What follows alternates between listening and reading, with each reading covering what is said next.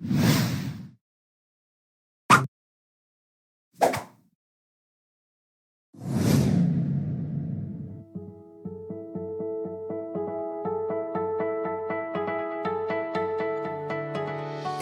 Fair pregunta, cuando es interrogativo, por ejemplo, ¿is this car as clean as this car? ¿Cómo sería la estructura de la respuesta?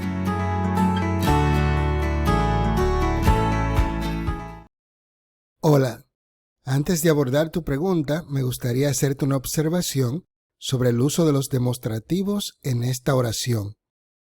This implica que algo está a una distancia tan corta que se podría alcanzar con las manos. El hecho de que uses este adjetivo a ambos lados de la comparación haría referencia a que la persona está cerca de ambos vehículos, prácticamente a la misma distancia, para lo cual solo se me ocurre un escenario semejante al de la siguiente imagen. Algo más probable sería sustituir bien sea el primer this o el segundo por un that. Is this car as clean as that car? Lo cual haría referencia a que la persona está cerca de uno de los vehículos y a cierta distancia del otro, como en la siguiente imagen. Adicionalmente, para que la palabra carro no suene tan repetitiva, podría sustituirla al final por la palabra one, como la palabra uno. Is this car as clean as that one? Que se traduciría entonces como ¿está este carro tan limpio como aquel? Y así se evitaría la repetición de la palabra carro, pues ya se sabe que estamos hablando de carro.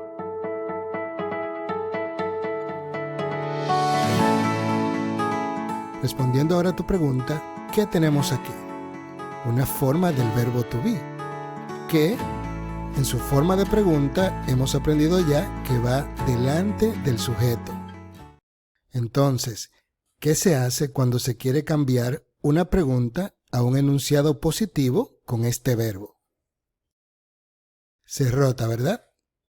Entonces, ¿cómo sería la estructura de la respuesta? Simplemente rotamos el verbo y si nuestra respuesta es positiva, agregamos un yes, yes, this car is as clean as that car. Y si nuestra respuesta fuese negativa, pues agregamos un no y hacemos el verbo negativo. No, this car isn't as clean as that car. Súper sencillo, ¿verdad? Pero puede serlo aún más. Como tienes al verbo to be de protagonista en esta oración, puedes responder también con una respuesta corta de la siguiente manera. Yes, it is, o no, it isn't. Is this car as clean as that car? Yes, it is. Is this car as clean as that car? No, it isn't.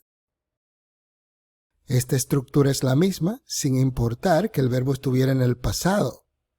Por ejemplo, was this car as clean as that car? Yes, it was, or no, it wasn't. ¿Y qué tal si quisiera responder con una respuesta larga? Hago lo mismo, todavía es el verbo to be. Lo roto y digo, yes, this car was as clean as that car. O no, this car wasn't as clean as that car.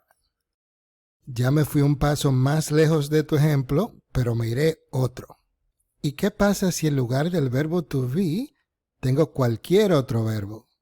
Pues lo mismo, utilizo las reglas que he aprendido para hacer oraciones positivas, negativas o preguntas con esos verbos. Las respuestas cortas para este ejemplo serían yes, I do o no, I don't. Por otro lado, ¿cómo se convierte en un enunciado positivo una pregunta con esta estructura en inglés, con el auxiliar? No sé cuál es más fácil, si el verbo to be o este tipo de estructuras. Lo único que hacemos es eliminar el auxiliar. En caso de que fuera la tercera persona, le agregaríamos una S al verbo. Pero como no es el caso, simplemente decimos yes, you speak English as fluently as him. O si fuera negativo, no, you don't speak English as fluently as him. La moraleja es, la estructura de la respuesta resulta de cambiar la estructura del verbo principal de la oración de pregunta a un enunciado positivo o negativo, y eso dependerá de si tenemos el verbo to be o cualquier otro verbo, sin importar tampoco en qué tiempo esté conjugado, si en presente, pasado, futuro, etc. Fíjate cómo la cláusula comparativa permanece igual mientras la cláusula principal que contiene el verbo cambia de enunciado positivo a pregunta y viceversa, de pregunta a enunciado positivo, sin que esto afecte la cláusula adjetival. ¿Te quedó claro? Finalmente, como la práctica hace al maestro, en la descripción del video te dejaré los enlaces a un conjunto de prácticas interactivas que te ayudarán a mejorar en todos los aspectos relacionados con este tema. En la primera práctica pondremos a prueba tu conocimiento de la estructura del comparativo y el superlativo, para determinar si puedes diferenciar cuándo usar una o la otra. Es importante que leas las instrucciones de cada ejercicio y analices los ejemplos para determinar de qué se trata cada uno.